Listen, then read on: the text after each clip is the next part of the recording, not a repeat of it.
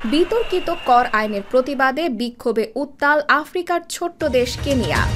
অতিরিক্ত করের প্রতিবাদে বিক্ষোভকারীরা উত্তেজিত হয়ে পার্লামেন্টের একটি অংশে আগুন লাগিয়ে দেয়।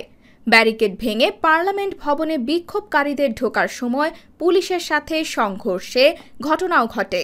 দেশটির রাজধানী নাইরোবি সহ দেশের বিভিন্ন শহরে বিক্ষোভকারীদের অবস্থান লক্ষ্য করা যায়। মূল্যবৃদ্ধির কারণে দেশবাসীর ওপর চাপানো অতিরিক্ত করের প্রতিবাদে পুলিশের সঙ্গে সংঘর্ষে এখন পর্যন্ত অন্তত ১৩ জন নিহত হয়েছেন, যারা পুলিশের গুলিতে নিহত হয়েছেন বলে জানা গেছে। মঙ্গলবার থেকে কেনিয়ার বিভিন্ন স্থানে বিক্ষোভ শুরু হয়। বিভিন্ন শহরে বিক্ষোভকারীদের সঙ্গে পুলিশের সংঘর্ষ হয়। পুলিশ বিক্ষোভকারীদের থামাতে জলকামান ও কাঁদানি গ্যাস ব্যবহার করলেও তাতে বিক্ষোভ থামেনি। সামাজিক মাধ্যমে ছড়িয়ে পড়া কিছু ভিডিওতে দেখা গেছে উত্তেজিত জনতা দেশটির পার্লামেন্টে ঢুকে একটি অংশে আগুন ধরিয়ে দেয়। পার্লামেন্টে আগুন ধরানোর পর পুলিশ বিক্ষোভকারীদের হঠাৎ গুলি ছুটতে শুরু করে। স্থানীয় সংবাদ মাধ্যমগুলির তথ্য অনুযায়ী পুলিশের গুলিতে মৃতদের পাশাপাশি অনেকেই আহত হয়েছেন এবং তাদের স্থানীয় হাসপাতালে ভর্তি করা হয়েছে। তবে গুলি চালানোর পরও বিক্ষোভকারীরা রাস্তায় রাস্তায় বিক্ষোভ প্রদর্শন করছেন।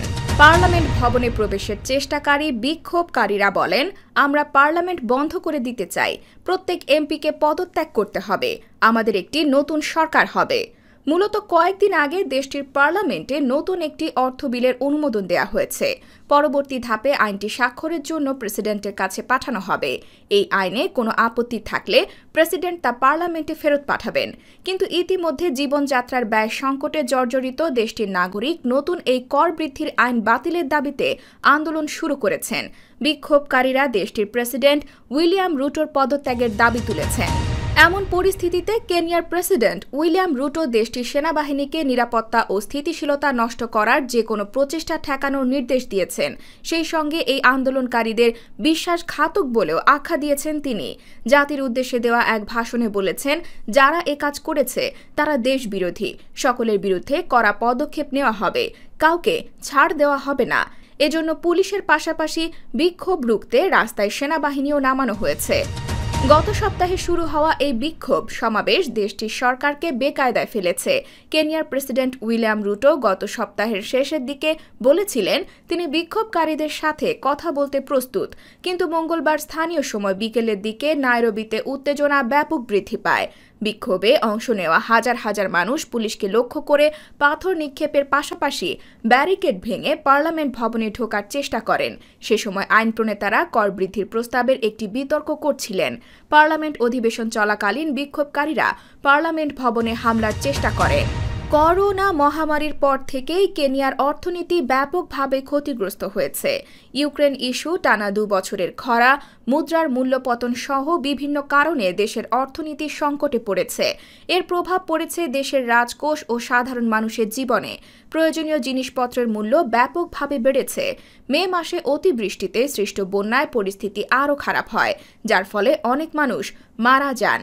এই অবস্থায় সরকারের কর বৃদ্ধির সিদ্ধান্ত জনসাধারণের ধৈর্যের বাঁধ ভেঙে দিয়েছে।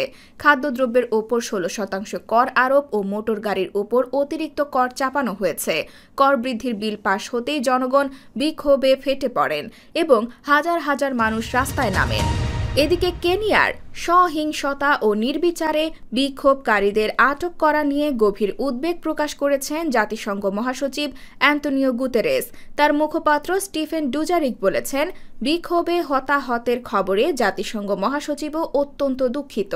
নির্বিচারে আটকের ঘটনা নিয়েও আমরা উদ্বিগ্ন। তিনি বলেন, শান্তিপূর্ণভাবে বিক্ষোভ করার জন্য মানুষের অধিকার সমুন্নত রাখা খুবই গুরুত্বপূর্ণ। কর্তৃপক্ষকে অবশ্যই নিশ্চিত করতে হবে যে নিরাপত্তা বাহিনীর হাতে মৃত্যুর সব ঘটনার যেন পূর্ণ ও সুষ্ঠু তদন্ত হয়।